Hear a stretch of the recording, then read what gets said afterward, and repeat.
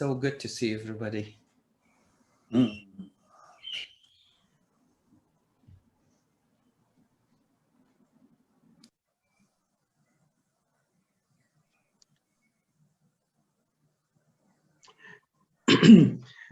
I think we'll get started, and as people, that's fine. Yeah, people get, people log on, they can join in. We'll just, in the interest of our time, we'll begin. So, assalamu alaikum and good evening, everyone. Welcome to the next of our International Coaching Week webinars. On behalf of the ICF Saudi Arabian Board, my name is Salman Amjad, and it's my pleasure to introduce to you Frédéric Funck. Frédéric is a professional coach, speaker, facilitator, and leadership consultant with a Center for Creative Leadership. He's also the lead speaker for the workshop Performance Psychology in an Agile World, which has already attracted over 30,000 professionals in the last 5 years. In Europe, Middle East, and Africa, Frédéric is the director of the executive coaching programs, working with 700 coaches, 2/3 of Fortune 500 companies, serving over 60,000 leaders a year. He's also a community leader, gathering over 70+ HR leaders who care to advance the coaching agenda for their organization. And tonight we're honored to have him here to talk to us about the future of coaching. So without any further ado, I turn it over to Frédéric. Thank you so much for choosing to be with me tonight. It's a pleasure. I was sharing with the board that I feel very privileged to be with you, and definitely feels like a dream come true to be with you tonight to speak about the future of coaching. So you see, we are in my living room. I hope that the picture that is behind me is not going to distract you in any way. The good thing about inviting people in your living room is that you know that you're inviting friends. So we are among friends, and it feels kind of relaxed for our Wednesday evening.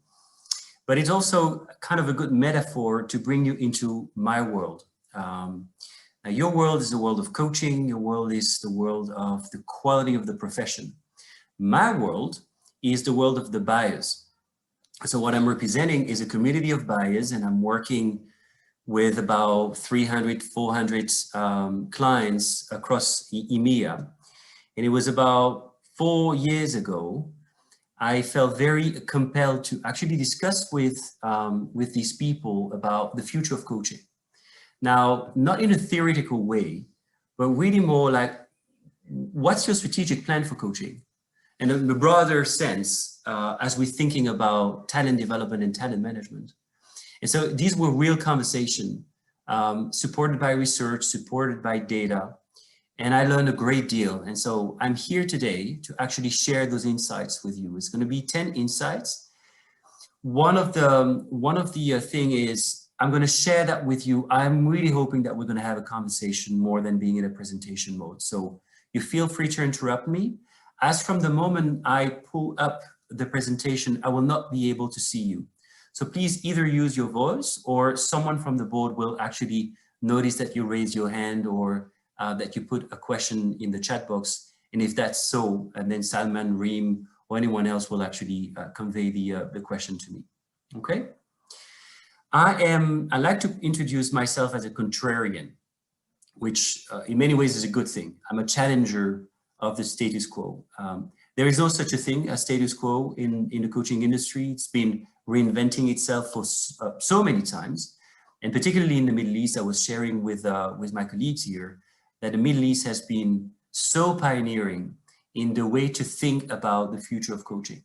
But it's been so much so that some of the ideas that I will share with you will resonate with you, probably will not even feel like something you haven't heard of, but some others will challenge you. And I'm hoping that we're going to have good talk, good conversation, good dialogue around the ideas that are the most challenging for you. All right, so let me just pull up the presentation. Give me just 1 second. You will see that I'm not a digital native, so it takes me just a couple of seconds. Once it is there, can I just rely on someone to tell me if that's the case? Can you see it? Yes. All right. I'll change a little bit the presentation mode so that you don't see my note. Normally you shouldn't see my note, you just see the slide as it appears for you, okay? So catchy title really, Coaching is Dead, Long Live Coaching. There is no chance that the coaching industry is gonna die in the next 50 years. And particularly in the context we're in, I was talking with the president, Salman, and the others about how much of an imperative it is nowadays. Is that right? Coaching is an imperative. The world, as we know it, is filled with stress. I see a lot of people not being good in terms of mental health. Collaboration in teams has disappeared simply because people work remotely. And so it has impacted the way actually people relate to one another. So coaching is booming. If I look across EMEA, I think we have about 25,000 practitioners. It's a constant rise. It's a constant rise in terms of average revenue spent by organization, but also number of practitioners who are joining the bench across the Middle East. So I was sharing with you, what I did was 4 years ago, I felt like the business I'm leading, so it's about 700 coaches globally. It's about 300 in EMEA, 300 coaches in EMEA, serving about 250 organizations in the Middle East and in some countries, particularly the UK and Germany. I don't know if you know, but UK and Germany are probably the most advanced countries in terms of coaching in Europe. Saudi Arabia is definitely the most advanced in across the Middle East. And so I wanted to talk to clients about where they're going next, what they feel is really important, or what they felt was missing in what they were receiving from professionals like me and professionals like you. And so this unassuming task that initially consisted in reaching out to 30 accounts, talking to senior HR professionals, turned into a full year consultation process where we interviewed about 100 executives. And we also further interviewed employees because we wanted to better understand also the case for, you know, a coaching culture and how it feels to be on the receiving end of a coaching culture. So that's been pretty solid for us. And then our research has been complemented by some other research led by my colleagues in the Americas. And so I feel pretty confident with what I'm going to share with you. Okay, but it's a projection. So who knows what's true and what's not true. Okay. So it's about 10 insights that I would like to share with you. And the very first one comes with this title, Shifting Power from ICF to Buyers. Obviously decided to have a kind of a compelling and challenging title to start this presentation. So let me just explain what you see on the screen. When you want to make sense of an industry, you got to make sense, and particularly from the buyer perspective, right? You want to make sense of what should be common across the different providers of coaching, Korn Ferry, CoachSource, CCL, and also all the independent practitioners. So what needs to be true for us to actually sit at the table of a buyer? And then the next question is, if you want to differentiate yourself, like on what do you differentiate yourself? And 10 years ago, the answer was pretty clear.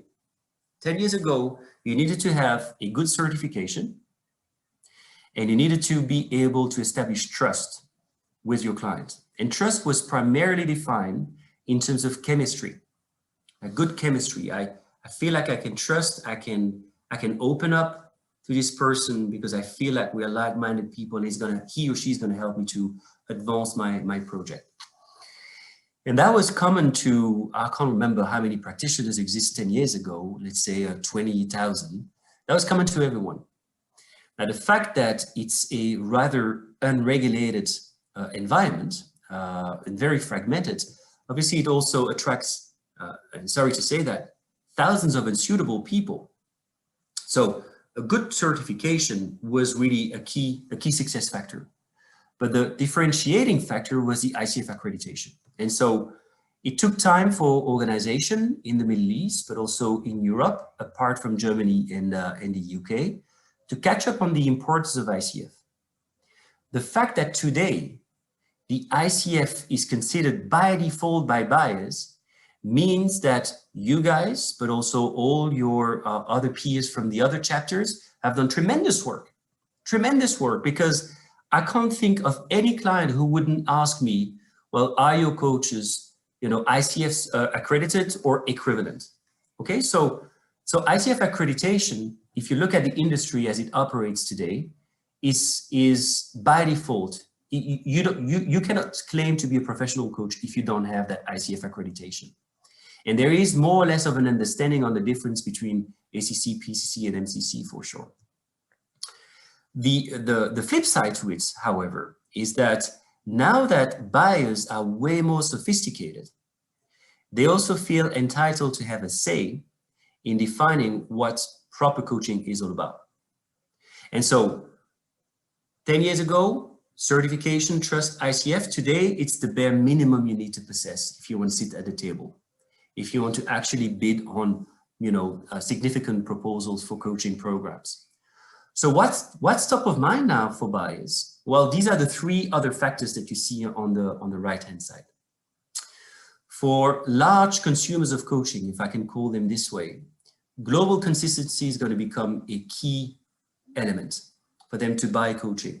So what is global consistency? Well, they realize that, there's been an attempt for major organization, Coca-Cola, Ericsson, whatever, to actually form their own group of coaches, network of coaches, working with subcontractors if you want.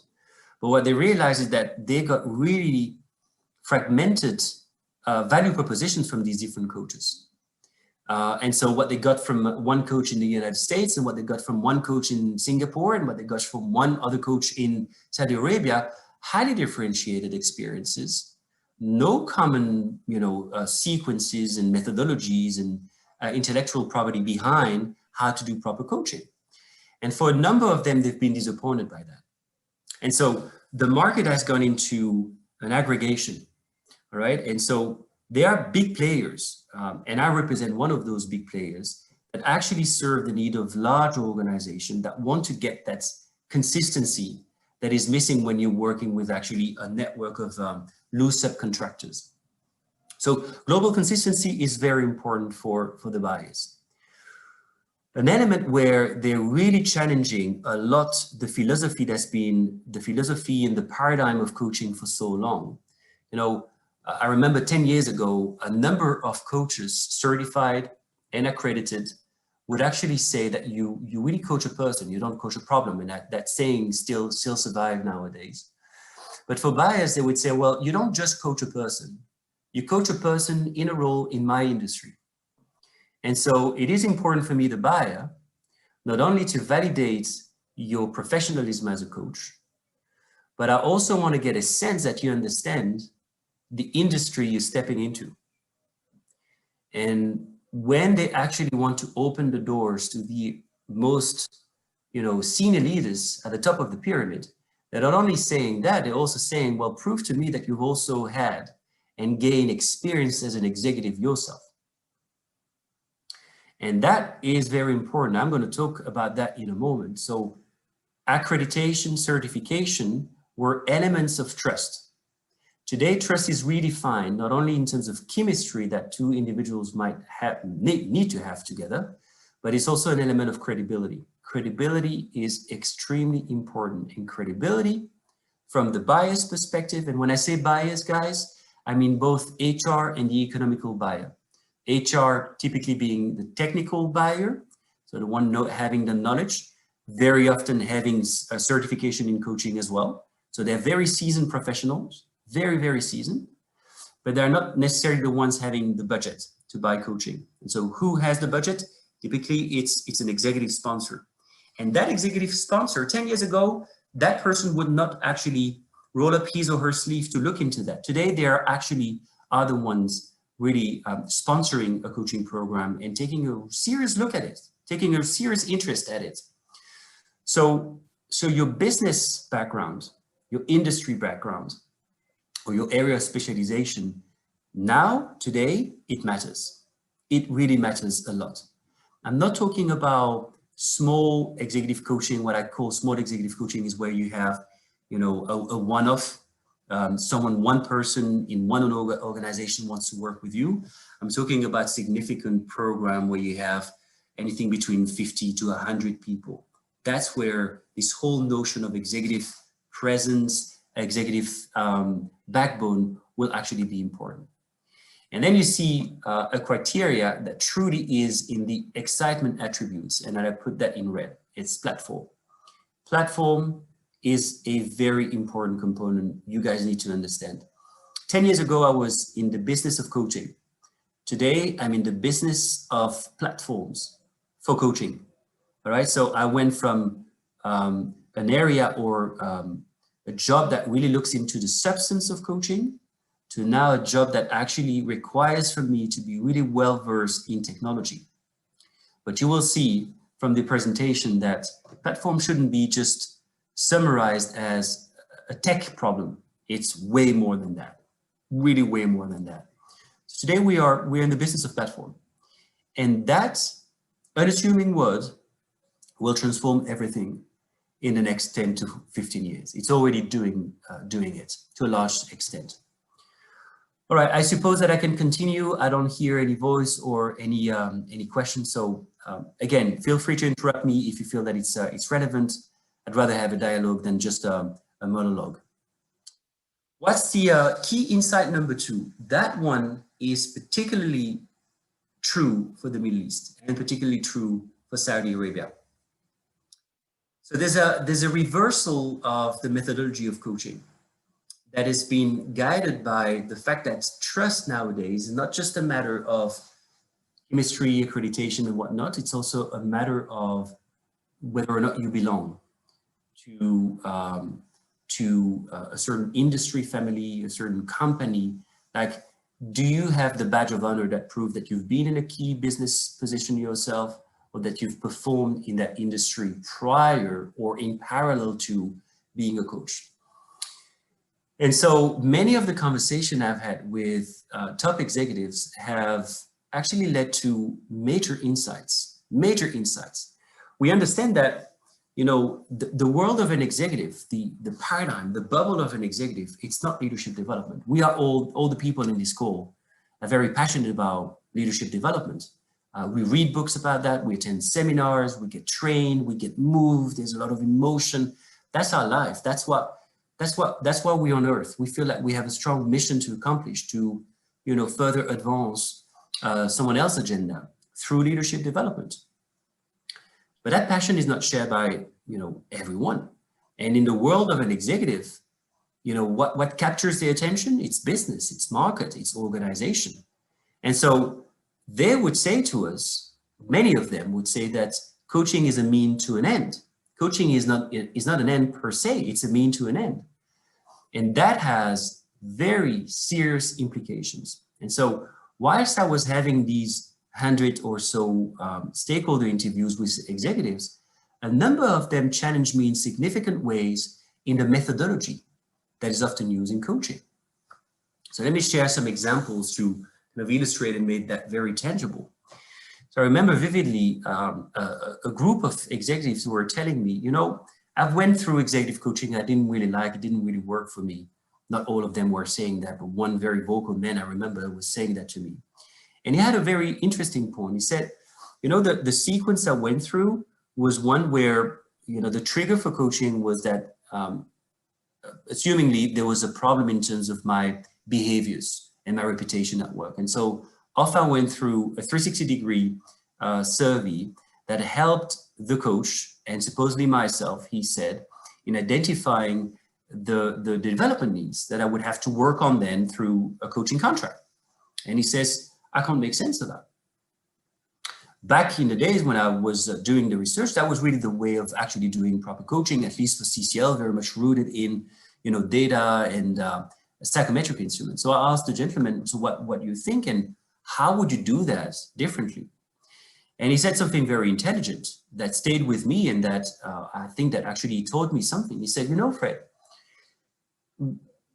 if I need to actually invest in my development needs, I would not want those development needs to be informed by the past. Basically, if you think out loud, what is a 360 degree?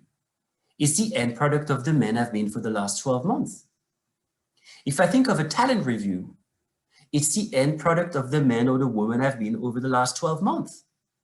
If I think of a performance review, if I think of an assessment center, if I think of a development center, they're all a reflection of the past. And so in your philosophy, you're using the past to project into the future, but I'd rather do the other way around, he said. So what would that be? He said, well, I'd rather actually depict a very clear, vivid vision of my future 3 years from now, 5 years from now, horizon 3, 10 or 20 years from now, and ask myself, what sort of man delivers on that? What sort of leader delivers on that? It is only when I have a clear vision of the future then I can actually make sense of what my development needs are. It's not the present that's going to help me in making sense of it all. And it's certainly not the past.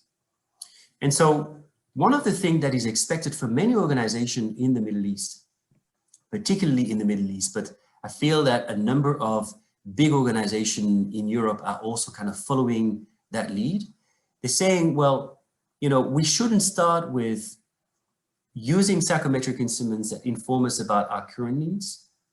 Neither should we start by actually setting goals that are leadership goals in essence. The very starting point of it all, they say, is actually to set goals that are business goals, vivid vision, long-term horizon. And as we go to make that the impossible happen, then we're going to ask ourselves questions about the development needs, about the mental models, about vertical development and whatnot. And so that is one of the key elements that today influences how buyers and also the people will go through coaching make sense of the importance of it.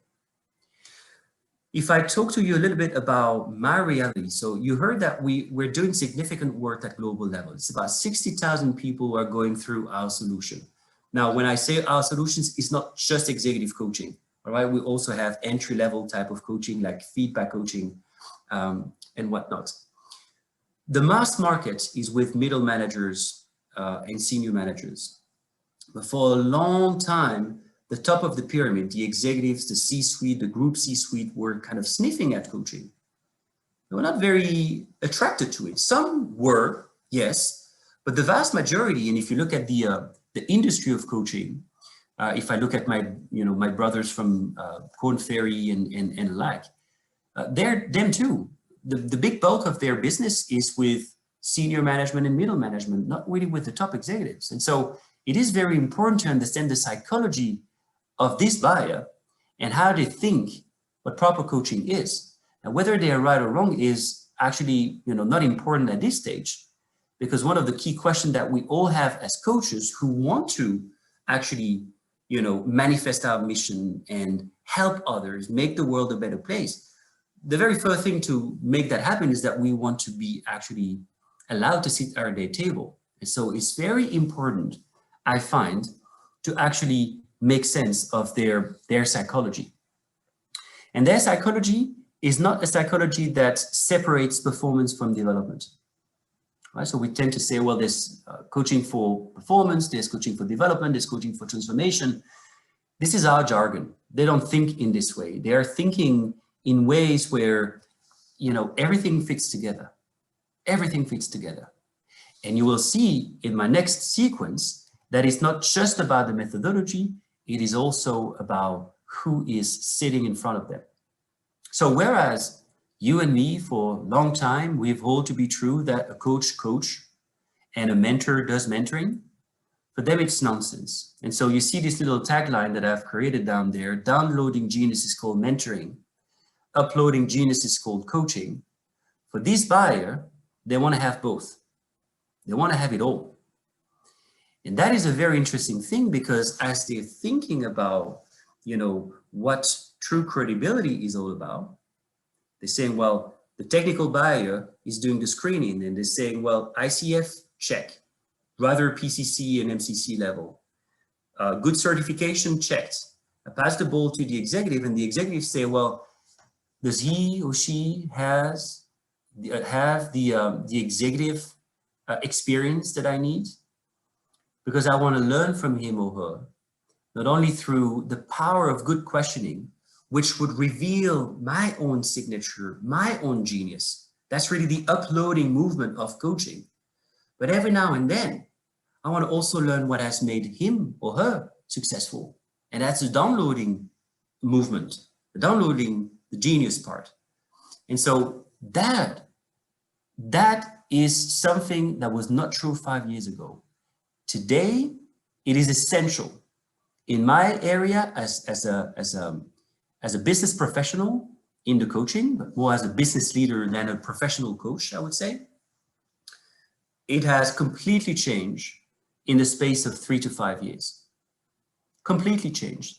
To give you a sense of it, 3 organizations have lost 3 major opportunities in the space of less than 6 months with major players, major organizations in the Fortune 500. We're talking about millions here. And when we talk about millions, we obviously understand that it's coaching at scale. So it's 500 people for one organization, so 1,000 for another organization. In the eyes of the HR buyer, scalability was important. And so they'd rather associate with organization like CCL. We have a large bench, all right? The project management capacity behind it and all additional tools that we can easily integrate. That was the logic of the HR buyer. Yet we've lost those 3 deals against very small boutiques of 2 to 5 coaches, only 2 to 5 coaches to deliver in 2 years 500 executive coaching and sometimes more. And why did we lose? Because we didn't see it coming that for them, having that business experience, having that executive experience was a must-have. It was not a nice to have, it's a must-have. All right, and so that is phenomenal. And that is something that obviously raise a lot of questions. Because if coaching is not just coaching anymore, if we can't just say, well, we can't tell, we only ask, we empower through the power of our questions. If it's not true anymore from the buyer's perspective, then what do we do with this? What do we do as a federation? And I think it's a very, very important one. Now, when I asked them, and what is it that you're hoping to learn from these mentors who coach at times and at other times do mentoring? They said something very interesting, and that's been further supported by a recent survey led by HR.com. If you look at HR.com, their survey from on coaching with 300 HR professionals, what we realize is that a number of buyers are not totally satisfied with coaching only. 50%, and I put that in bold, 50% of the HR professionals said that coaching was important, yet a good portion of them would say that basically half of the coaches were effective, only half, and a fifth would say that 10% or fewer of the coaches were highly effective.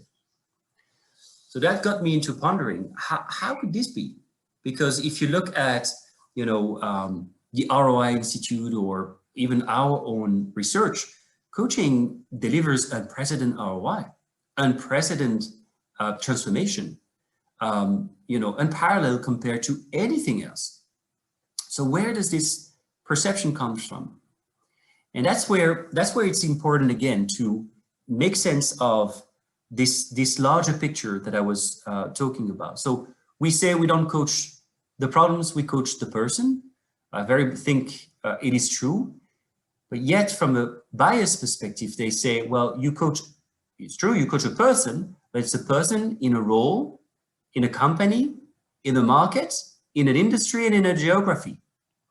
And so if we don't understand the role, the reality of being an executive or being a group CEO in, the real estate development, and you're coming from a total different environment, the credibility is not there. But what's more to it is that we realize that if you open, some research from human capital, let's say Deloitte or Korn Ferry or Berzin or any others, you would realize that these roles, the group CEO, the CTO, the CFO, these roles have something in common. They have a common challenge. Like it wouldn't be rare to read 90% of the CEO face the same challenge. What are the challenges? Well, 15 years ago, it was change management. 10 years ago, it was big data. Today, what are we talking about? Well, we're talking about digitization, of course, because of COVID. All organizations have to completely shift their business models to become more future fluent, more digital, if you want. And why is that important for us to understand that as coaches? Well, it is important because if 90% of the CEOs, or if 80% of the CFOs, well, a large majority of the people in those roles face the same challenges, it means that the challenges are bigger than the people. And so if we want to help them navigate a space, we've got to have access to data and research to make sense of these, phenomenal challenges that they're facing. And why is that again, you may ask? Well, it's very simple because, I don't know what I don't know. And a coach can help me to become more resourceful and to discover that I have resources that I didn't know exist. And I can be more autonomous in actually finding answers within me, but also outside of me. But if I don't know what the success and derailment factors are in the face of those societal challenges, okay, then chances are these success factors and derailment factors will not be factored into the discussion. And what is not factored into the discussion, because me, the coach, I don't know, and you, the coachee, you don't know, and what happens is that we don't turn that into goals, and goals don't become actions, and actions don't become sustainable results, all right?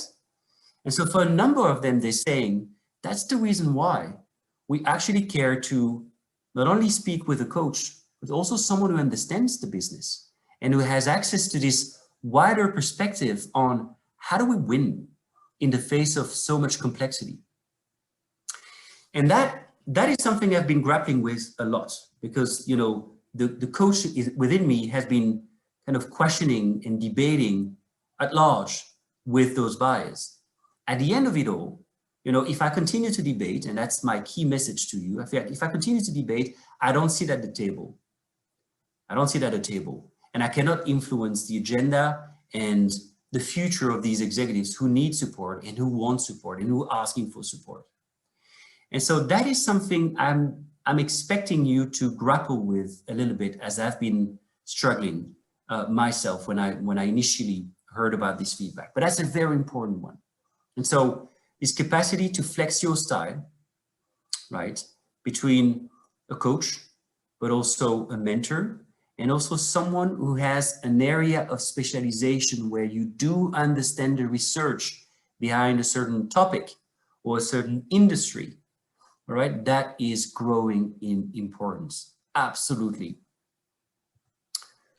Frédéric, before we go on, there are just a couple of questions from the previous slide. I just thought I'd bring them up before. Yeah. Yes, first of all, one person wanted to know just a little bit more about what that 10% is doing that that's different from the 90%. Just kind of in a summation. What would you say?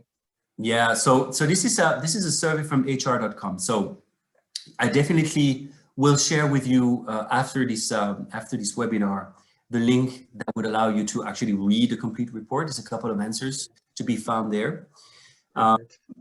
But so at the top, it's very simply this integration of strategy in business together with coaching. That is an element that makes executive feel that there's a high level of efficiency because we're connecting two things that in the mind of an executive can't be divorced. I can't work, on myself as a leader, my behaviors, my style, my impact, my mindset. I can't do that in a way that is completely divorced from my strategy, from my business goals. Yeah. Because that transformation that we're trying to create, it's salvation. It's wonderful. It's amazing. I've been through that. You've been through that, whether on the receiving end of being coached or just through your coaching training. It is just amazing, the feeling of this transformation that occurs within us, all right? But in the context of an organization, there's a sponsor, and that sponsor has other type of expectation than just a transformation to occur. They want this to actually impact the business. And one of the things they hate is the leap of faith.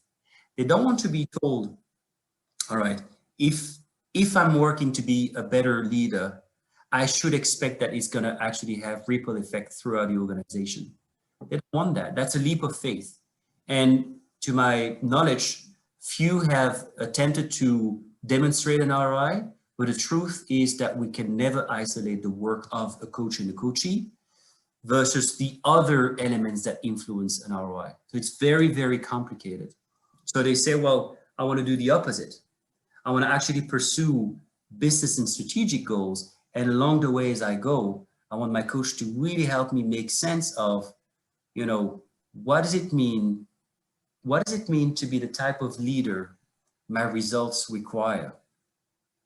That's a very profound question. They say, and that's where you see that there's a shift in terms of mindset. The question for an executive is, what sort of leader delivers on the results? And so therefore, the same question put in another way is, you got to be the type of leader your results require. But we got to be able to talk about results, business results, strategic results, long-term goals. And that is one element that makes it extremely, extremely powerful. So this future focus instead of this past focus is one of it. There are other biases. I'll tell you that. There are other biases that also influence greatly the perception, the perceived value of coaching, which hides behind this 10%. Because these 10% don't say the unvarnished truth. There's also biases in the eyes of those executives, all right? Many of the executives want to work with quote unquote global best coaches coming from global best organization who have been themselves global best executives.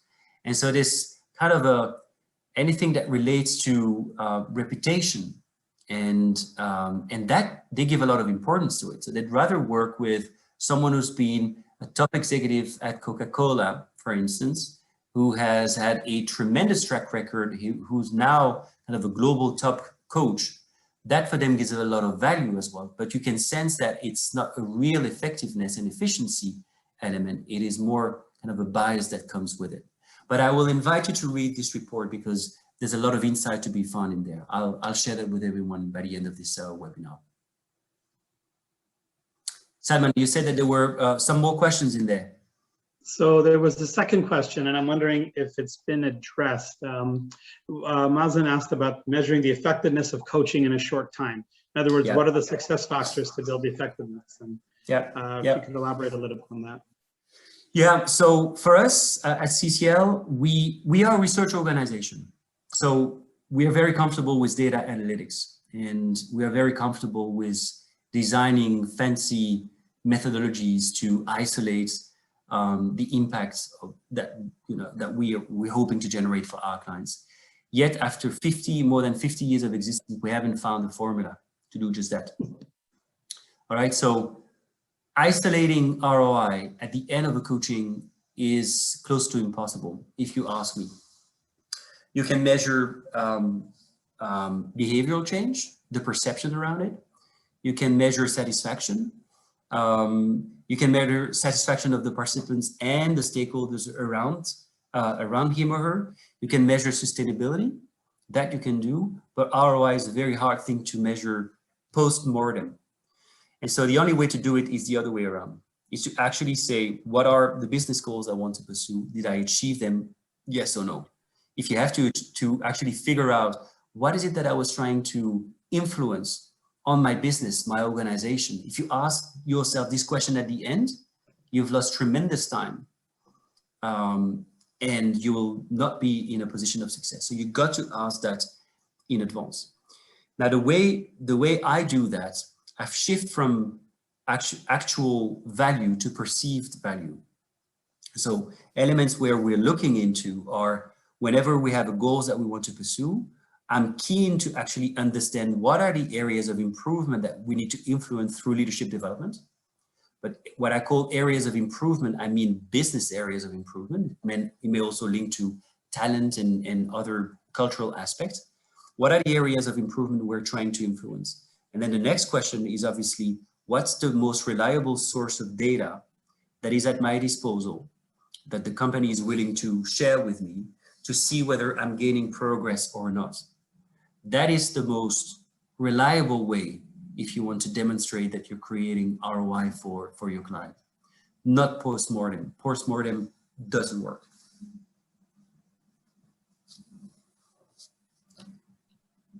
Anything else, Salman? No, not right now. Okay, let's move on then. Yeah. Frédéric? Yes. Good afternoon to you and to all of our colleagues. Thank you. This is Ibrahim Obedi. I'm just wondering how could I just, go from the mindset of our practice for this number of years as coaches, and we are differentiating between coaches, coaching, mentoring, training, and so on and so forth. So how could I go, from this mindset to the mindset of combining the mentoring and sharing my knowledge and my. It's a great question. Is It's a great question, and I'll tell you my truth. I'm not going to give you the perfect solution, but I'll tell you my truth and what has been the truth for some others. The choice that has been mine has been to actually shift from being an executive coach to being a business leader. And what happened to me, I was coaching senior managers for a couple of large organizations. Telling you, it was like 10 years ago. I was pretty successful at it until the moment I faced someone bigger than me. I felt intimidated, which obviously informed me that I still had to work on myself very much so. But I learned something the day I actually stepped up to coach executives. And I very clearly understood that I didn't belong there at the top back then, 10 years ago. And, you know, for me, it was a moment of crisis. And crisis is super good because these are the moments where you really kind of know that you're transitioning to something better. For so long, my approach has been to train myself as a coach and to absorb as much as I could and practice as much as I could. Little I knew that the next step on my curriculum was not coaching at all. It was a business experience that I was missing. And so what I understood was if I want to actually coach at the top, and that's full of assumption, you understand me, that's full of assumption because many of you coach at the top and many of you don't necessarily have the business experience. But again, you understand that the context that we're living is changing.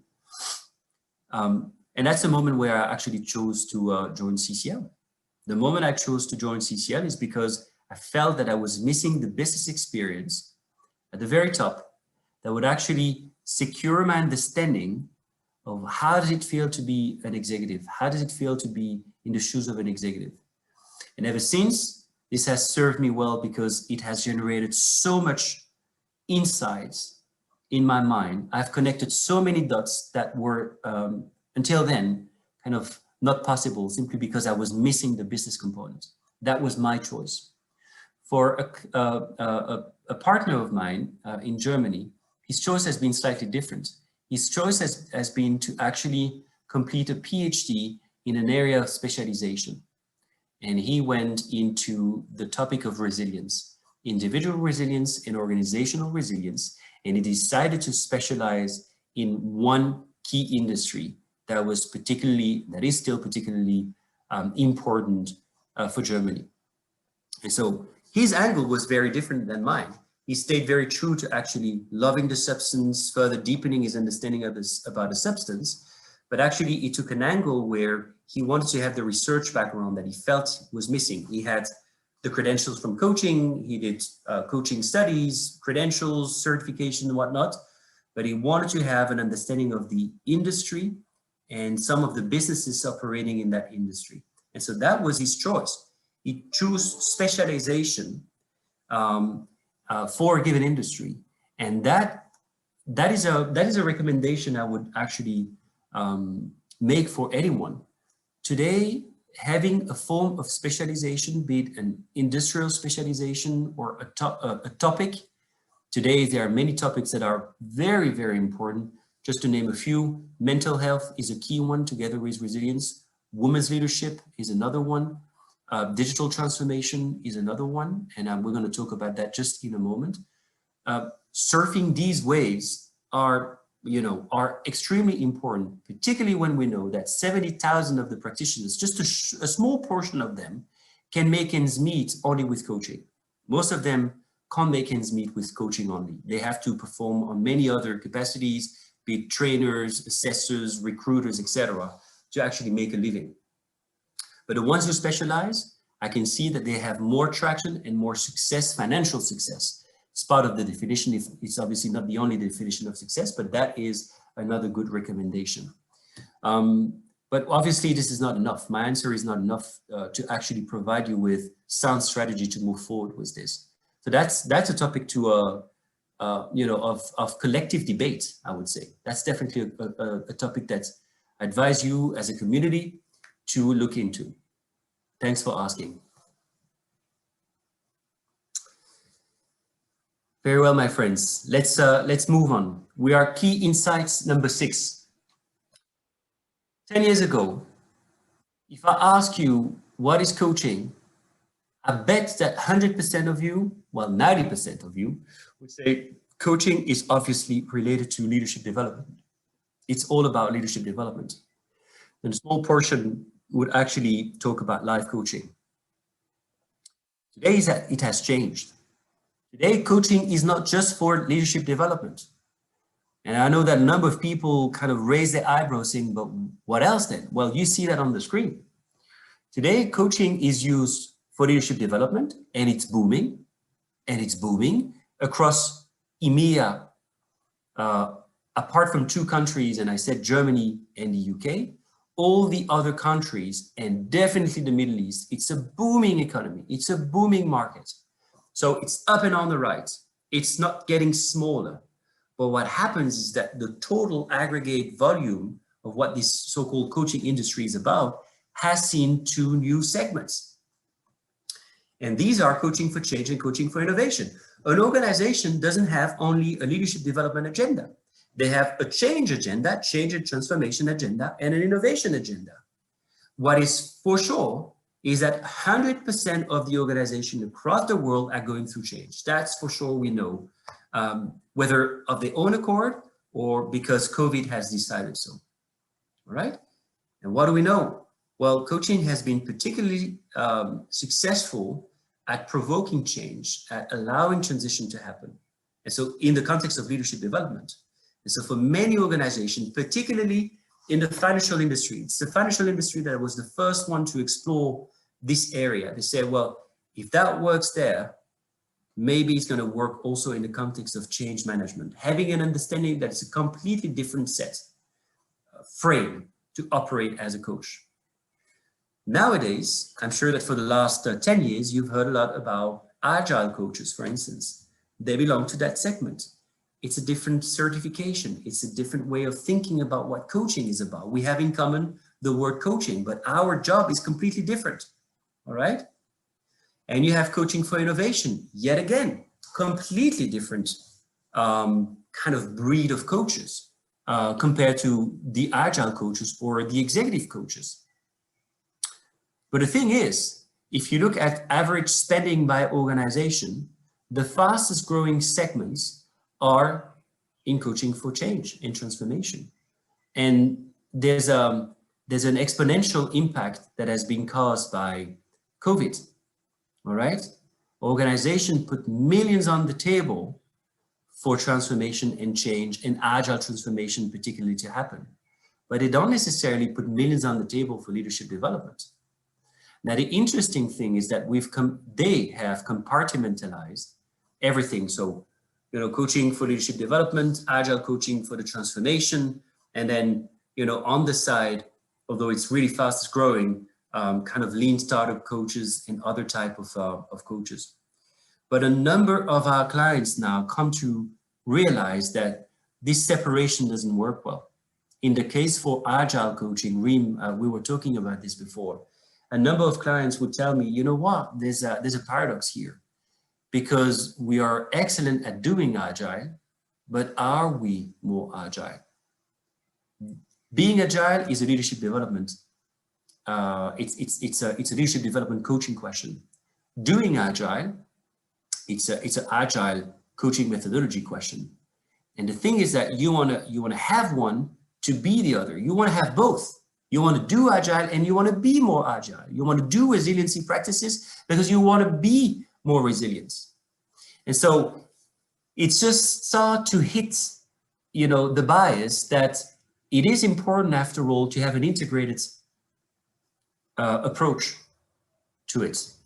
And so it's becoming more and more porous. These segments, I call them segments, and they really have their own market dynamics and their own entry elements, you know, the type of certification you need, the type of methodology you need to have, the type of experience you need to bring to the table.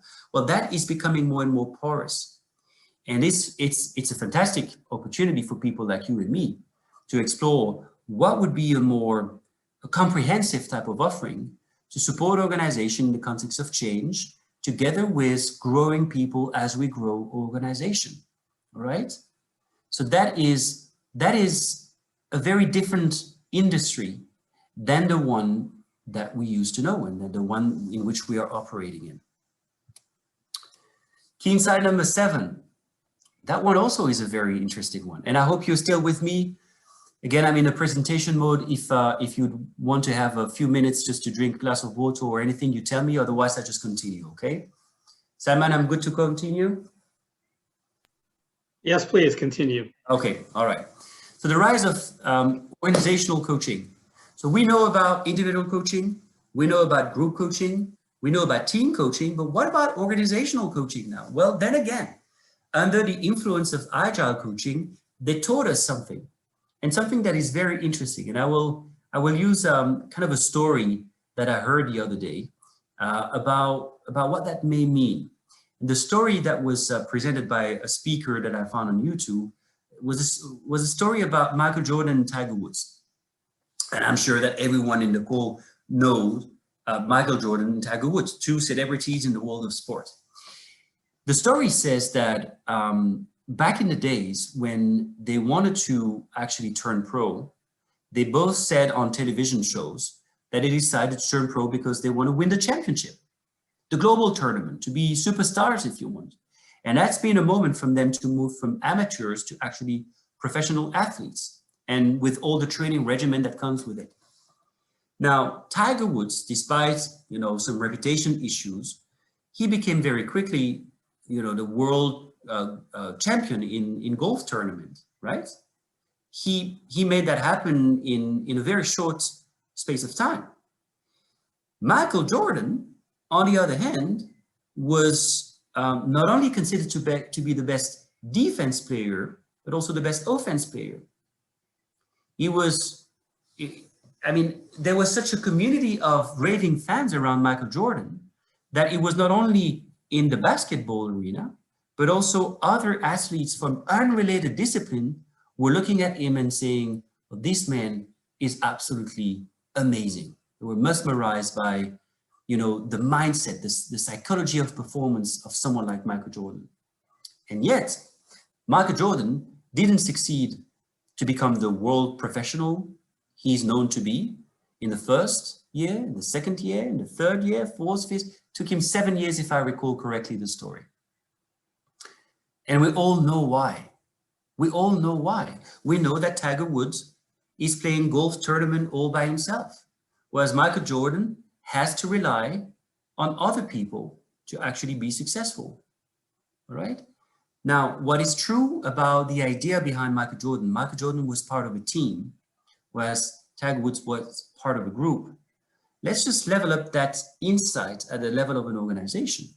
We may say that an organization is composed of teams, right? These are not silos. Maybe organizations are working in silos, but the reality is that the total value chain of an organization will be limited by its weakest link. You know, the expression a value chain, I will say a value chain is only as strong as its weakest link. Well, Agile movement has made that very explicit.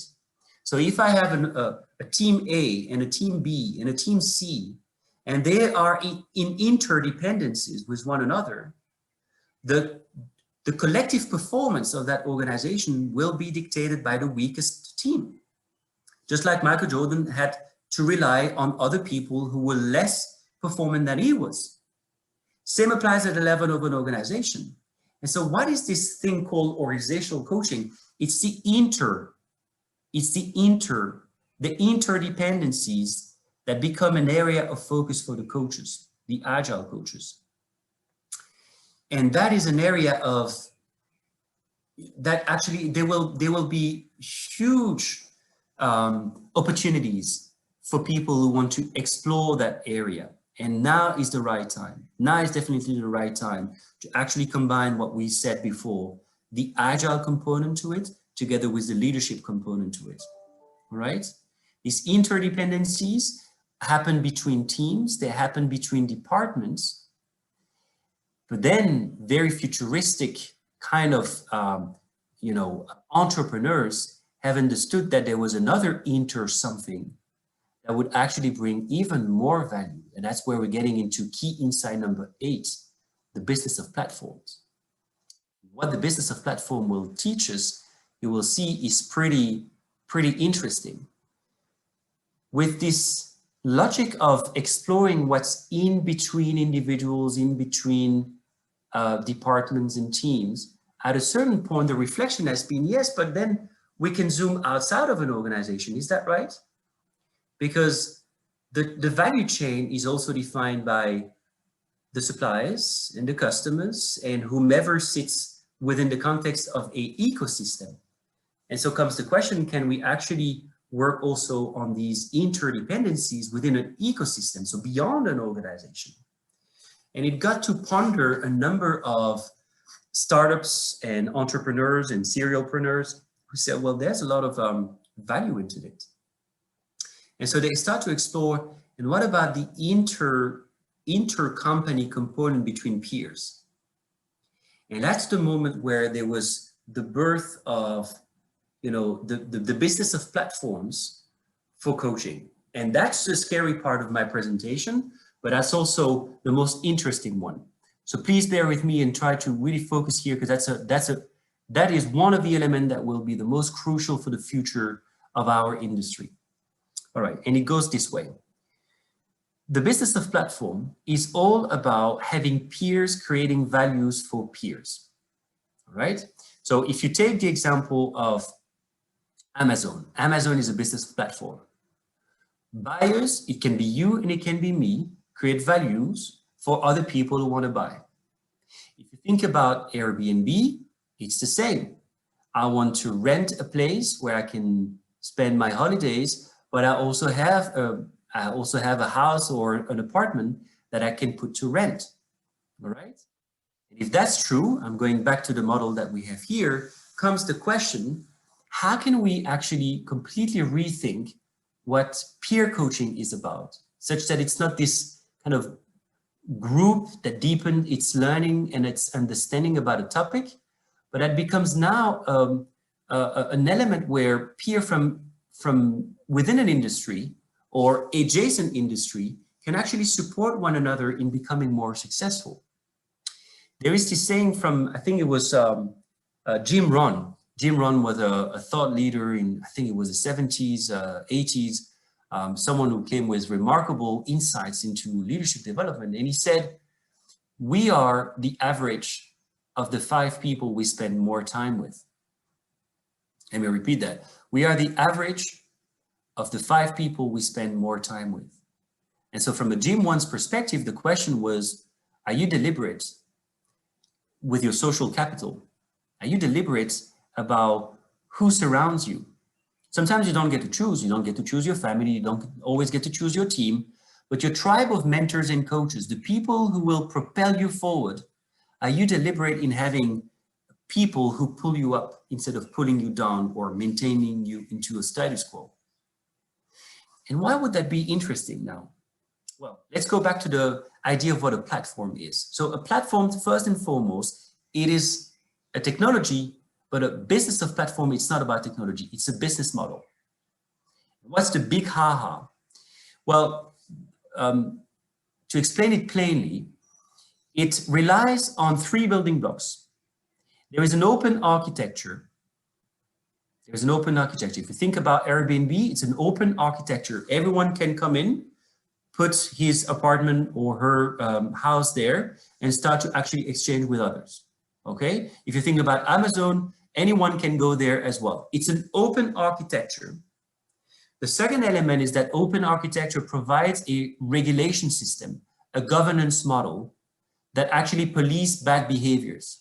So on Amazon or on Facebook, or on Craigslist, or on what else, on Airbnb, the ones who are cheating the system are banned. And the ones who are actually doing a pretty good job, what do they get? They get ratings. You know, today when you go on Amazon, you can actually look at a product, a book, and see, oh, well, this one has 20,000 reviews, and most of them are get 5 stars. And so the notion of credibility about the quality of what you get comes directly from the people who are using the platform, okay? And so if it is a free market, where actually it's up to the people to decide who are the good and the bad, you can imagine that tomorrow, the business of coaching within the context of platform means that everyone tomorrow will be coaching everyone. And that very idea of professional coaching, as we're offering today through the ICF, all of you are professional coaches just like I am, will be challenged tremendously by these forms of business. And we got to take that seriously. If you take CCL, we are, if you look on the right-hand side of my presentation, you see CCL in red, Air, Coach Source, that's where I operate. And that segment actually is a segment that values a lot a professional cadre of coaches with very strong accreditations, etc. But down and on the left, you have Better Up, okay? And Better Up didn't exist, I think it's very recent. I think it's 5 years, something like that. It's 1.7 billion in capitalization, 1.7 billion. Now, this is more than any of the actors together in the 2 other segments. So suffice to say that this is going to be a huge revolution. Today, a Better Up or all of the other kind of startups that are exploring the mass market are really playing at their level. So it's not executive coaching. It doesn't appeal necessarily to senior leaders. It's more for the mass market. It's more coaching on demand, coaching conversations, etc. 5 years from now, it's going to transform all of the other segment of the leadership development industry completely. That notion of coaching on demand, anyone can coach anyone, will become the standard. It will become the standard. And so it will force people like you and me, and it will definitely force the ICF as a federation to think about how we want to profile ourselves in that new landscape.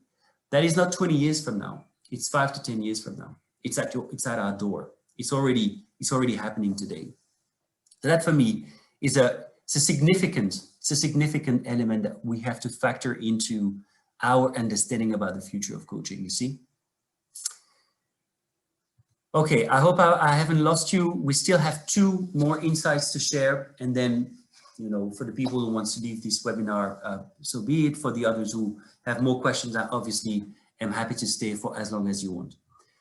Technology, obviously, is closely related to the business of platforms. And obviously, they create that space where everyone can enter. There's a regulation system through governance policies that is put in place. But obviously, technology is also a reality. And technology is growing in importance, particularly for organizations that tend to really allocate significant budget to coaching. They want to actually have a system that automates as much as possible. And so what these technology offer is very interesting for buyers and for participants. It maximizes the buyer's value and it maximizes the participant value. The first thing that it does is that it enhances the participant experience. It's kind of a one-stop shop. They can actually, by a simple click, get to meet with their coaches, organize the best fit conversation, the chemistry sessions. They can find their assessments. So it simplifies, it's a single sign-on. It's pretty integrated, okay? The automation that these systems allow to do is basically you're reducing on a number of things. All the manual things that are done by project managers, etc., disappear. A machine that is way more reliable, particularly since it's coupled with machine learning and artificial intelligence, makes it so that, you know, there's this fantastic increase of productivity because we reduce a number of manual tasks. And what happens when you have that? Decrease in price. okay? Decreasing price is obviously to the benefit of the buyers. And any business that goes into business of platform sees that actually it puts a pressure on price. Sometimes it's scary because it transforms an industry, and it's a risk for us. It transforms our industry into a commodity. And obviously we would not want that. But that's one of the risks of these type of technologies. It integrates other forms of technologies, and I will share that with you right here. Technologies that are very futuristic and that today are not very widely spread. 5 to 10 years from now, it's going to be very common for you guys to actually couple your coaching approach together with these technologies. What are they? They are sensing and nudging technologies. And it serves many, many purposes. We are getting into the world of wearable technologies, proximity technologies, and many more. So imagine the story. Imagine that you're coaching me, my phone is here, and I'm working on a number of things that pertain to, let's say, communication or network leadership. I need to network more within my organization to actually serve some of the projects that I'm managing. And the system records a number of the inside of our session without breaching confidentiality, But it records the tone of my voice, whether I'm stressed or not. It informs me about my cardiac rhythm, perhaps even my brain waves, because nowadays with the simple ring or a simple bracelet, you can even know about your heart rate variability and a number of things that are really interesting to induce flow within our participants. But then it's going to do something else. We've finished our conversation. The system has recorded a number of things. Through the sensing technology, anyone who actually would be a stakeholder and need to talk to, my phone will alert me to talk to that person anytime I'm close to that person. And so it's kind of a coach in a box. It can be overwhelming. Like for me, I would not want that. But other people I have interviewed have said, well, I think it's magical because I have a coach in the box. Wherever I am, it offers reminders, alarms, it triggers the right behavior instead of actually kind of taking it easy and keeping me on my comfort zone. And then the nudging technology will also recognize that you have an upcoming, let's say, meeting with your boss or with one of these stakeholders I need to work with. And it's going to read your diary and it's going to offer suggestions as to how to prepare to further establish the behaviors. There's something very compelling about this, and there is something very wrong at the same time about this, because who knows, what really this system records. The truth is that we're going there anyway, whether we like it or not, with devices as what Amazon or Apple or other big Google are offering, the domotic of our houses. It records a lot of our privacy. And privacy truly is the big debate for these new emerging technologies. And yet the new generation, they don't ask themselves this question. For them, it's kind of natural to have these technologies with them, and they're relying on them. And so as the demographic landscape changes, a couple of years from now, these technologies will be important. They will be part of how we do coaching. And that for sure is going to influence as well the future of coaching. Very well. We're coming to the end of it. I see that I'm a bit beyond time. I'll just ask you another few more minutes and then I will pause for a question and I will thank you all for your time. The very last insight that I collected was about internal coaching. Number of organizations are making significant investment in training HR or training line managers in becoming leader as coaches. And I think it's a great practice. Yet when I ask these organizations, how satisfied are you?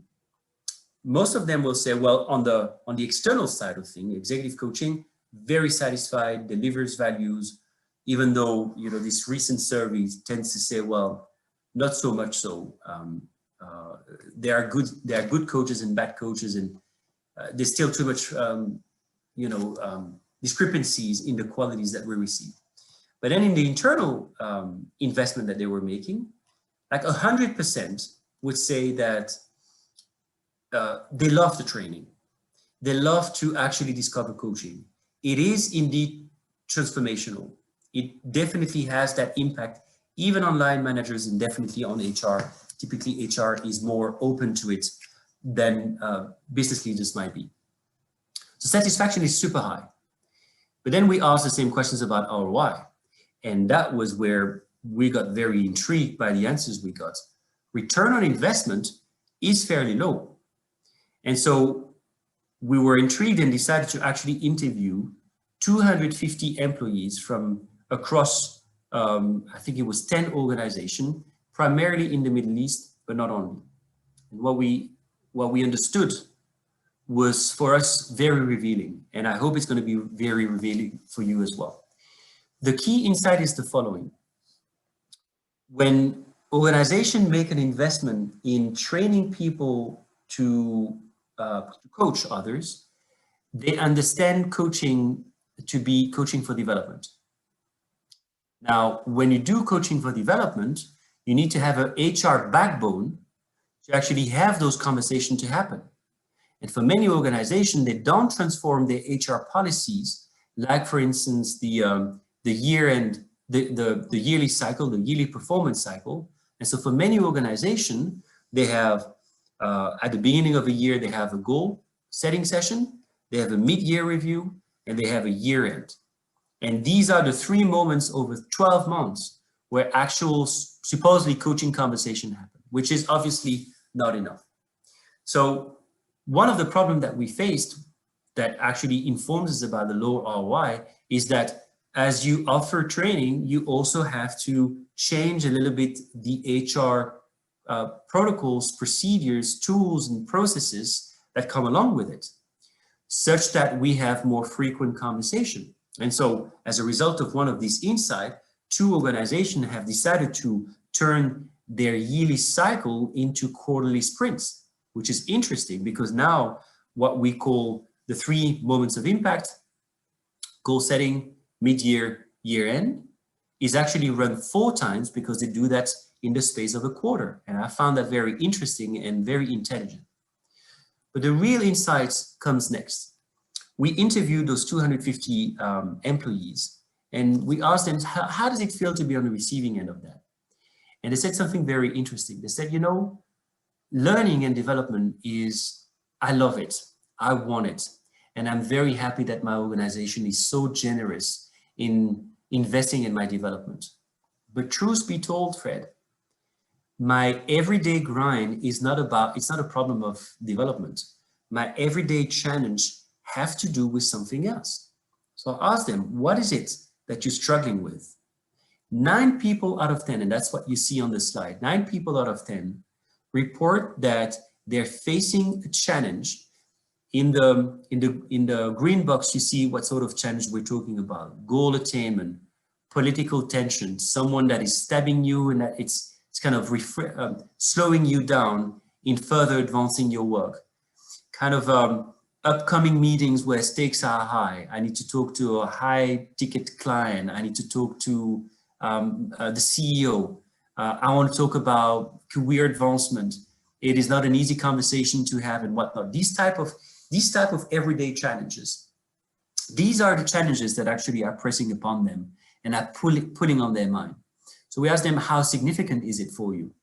Well, 95% of those 90%, staff reported that it impacts their performance, their workload, their engagement, the sense of well-being, and the sense of evolution within an organization. So what's the insight here? The insight is that for many of these individuals, for 90% of them, they appreciate coaching for development. They appreciate that. But what they want to have is everyday coaching conversation. Coaching for performance, coaching for problem solving, coaching for making sense of my emotions and regulating those emotions in the face of something that is significant, particularly in the face, obviously, of COVID. And that's one of the reasons why our friends from Better Up have been so successful during COVID. It's because it talks about mental health. And that is one of these conversations that our employees need to have more frequently, which has made a number of these organizations who were really pioneering in not only training leaders and HR, but actually all staff in having better conversation every day. They understood that coaching is a new employee benefit. Because if we give that to employee, they feel better. They feel less stressed, they feel more whole, all right? They feel more successful. And who benefits from that? You got it right, it's the organization, because employees who are good actually deliver greater value for the organization. And so that is going to be also a significant portion. It was already the case, but many organizations were very hesitant with the topic of internal coaching because the angle was not right. It's not coaching for development that organizations need. They need better conversation every day. And so a number of authors have understood that. They have kind of put their patent on it. They call it coaching conversation. Another one would say conversational intelligence. I'm sure that you've heard of that topic. There are many different variants to what that is, but that is going to grow in importance as well.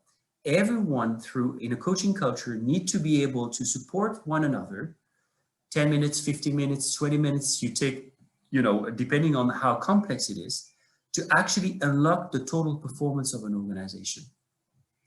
And with that, my friends, I've covered all of the insights that will define the future of coaching.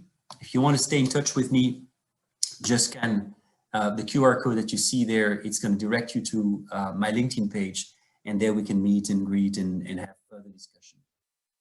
Thank you for having me today.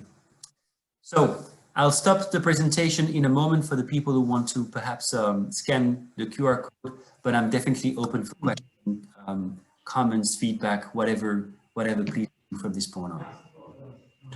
I just want to ask, hi, thank you a lot for this presentation.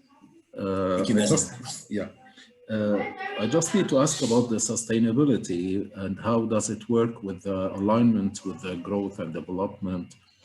We know that most of the economic and social needs this sustainability to be in their goals, let's say. How can we maintain this sustainability with the help of coaching?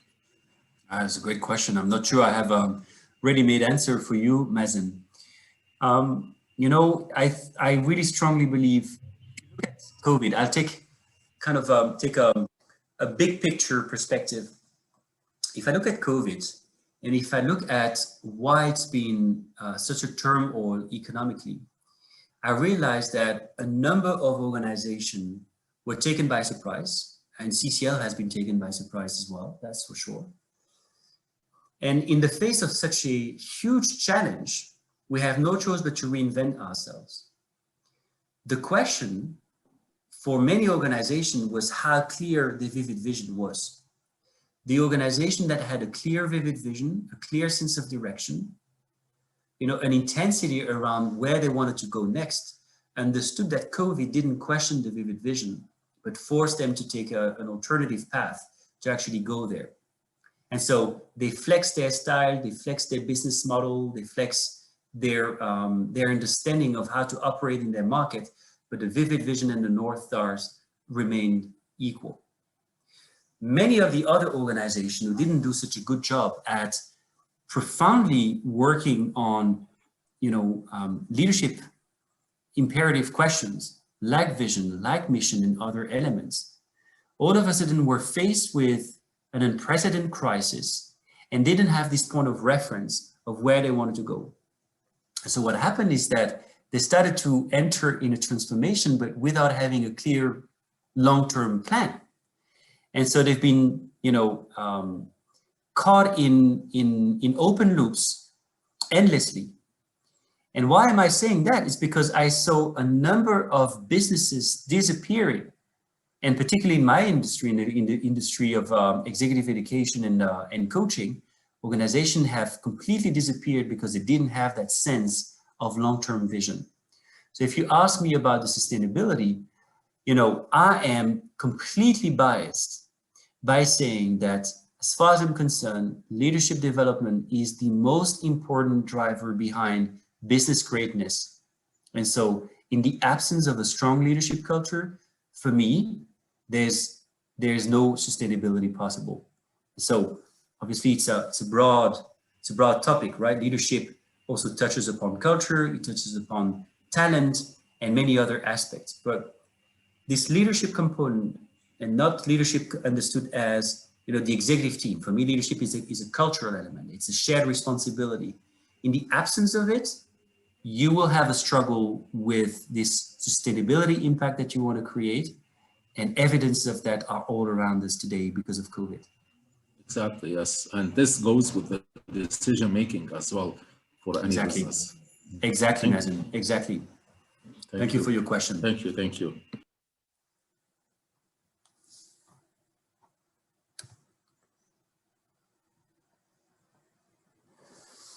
All right, my friend Salman, I think that we are coming to the end of it. Yes, we are indeed. Thank you very much once again, Frédéric. This was so interesting, insightful, informative. I think a lot of us are going to be thinking about a lot of the stuff that was discussed. I'm not sure if I have a question, but I have one myself right now.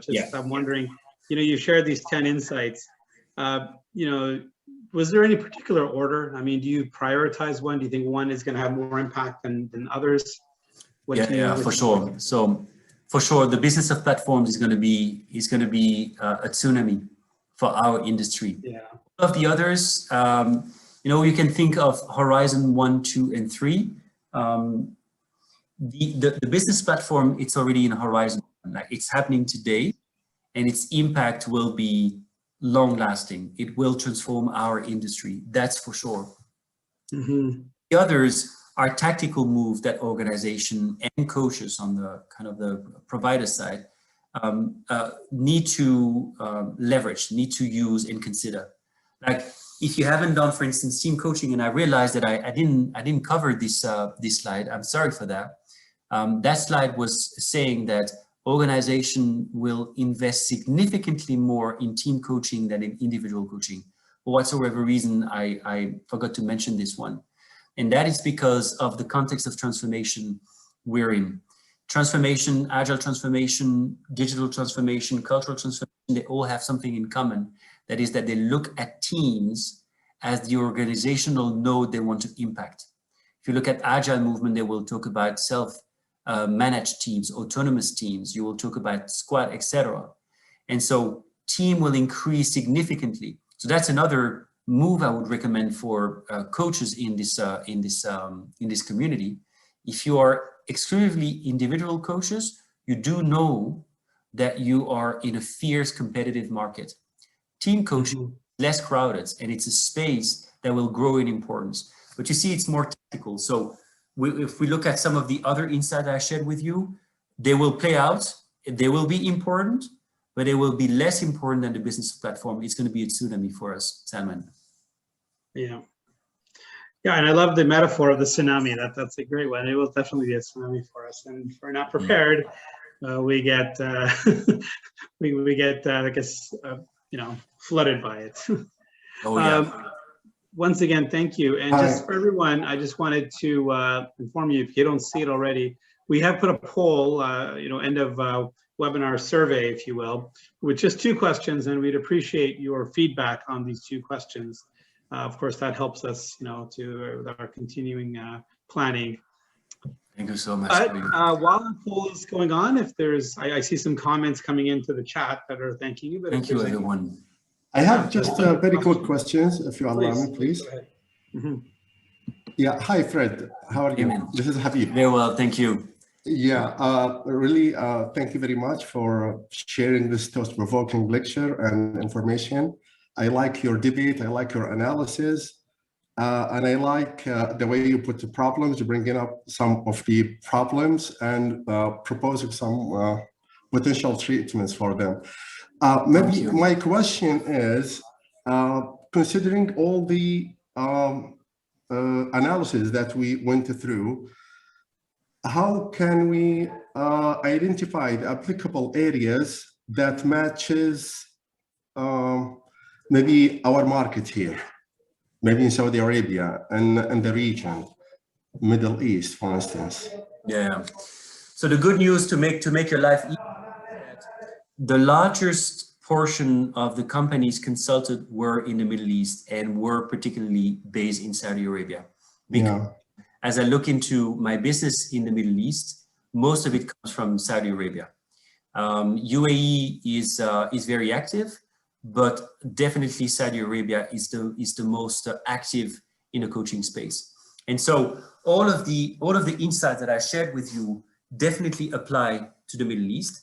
Now, the one where I've been most challenged in my early days when I started working in the Middle East, and that now I take it for granted, and I really advise many of you to consider that as a business imperative. Okay, it's this notion that I shared with you, where a number of executives want to talk to people who are like-minded people. So not just the coaching credentials, but also the mentoring for having been in key positions or for having certain type of specialization that echoes their needs. That is super, super important for all of our clients in the Middle East, in Saudi Arabia. And then the second thing that I would advise you to consider, I don't know what's your coaching methodology and how you approach this, but more and more our clients are saying, we don't want to start the coaching with psychometric instruments that are a reflection of the past, as I shared with you. And for many, they even taught me this. They say where we want to start the coaching is by defining a success profile. So what is a success profile? It's simply whether we're grooming someone for a future position or not. Still applies even if the person stays in the position. The key question for a coach, and the insight will be gathered through research paper, stakeholder interviews, etc. The key question is, how do we define success in that role 3 to 5 years from now? What is the future fluency of that role? And so if I've done that exercise fairly recently in Saudi Arabia, elements that were not existing today for that particular role would grow in importance. Particularly for that role, it was data analytics and artificial intelligence. Things that were never important for that organization until recently.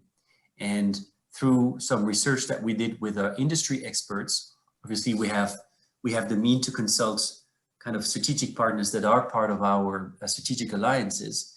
We realized that the future fluency for that role implied new elements that we would not have guessed if only we were relying on current state and past performance of the history of that role and that person into that role. And so the starting point for many of them is, how do we define success 3 to 5 years from now? For me as an individual, but also for the role as it stands. And so you can look into many different components. The competency with the future fluency, expected contribution and milestones, significant achievements, mindset, what sort of leader do we need? Do we need a kind of a horizon 1, short-term results driven, or horizon 3, visionary, disruptive? This is the starting point for many of my clients to engage in a coaching journey. And if you allow me to build on that, this methodology is not new. It's just that it never was part of a coaching. It was part of a succession planning methodology. And so these clients are saying, well, we don't separate succession planning and executive coaching. We want integrations. And so that movement of integration is going to be important. But so if there's one thing I want you to use and run away with, start with defining future success beyond just leadership as it is understood today. Work on defining success profile and use that to inform the coaching agenda. That is very important in the Middle East. Very important. Super. Thank you very much, Fred. You're welcome, Habib. Thank you. Are there any other questions? No, seeing none. Once again, Frédéric, I want to thank you on behalf of the ICF board and our whole community here in Saudi Arabia. Thank you very much for this very informative talk, and we hope to see you again. Absolutely. Thank you, everyone, for being with me today, for listening to me for so long. So I really appreciate it. If you want to touch with me, you just connect with me on LinkedIn. Happy to share more insight, happy to stay in touch. But thank you so much. God bless you guys. You take care. Thank you. Thank you, Fred. Thank you, Fred. Be well. Thank you. Thank you, everyone.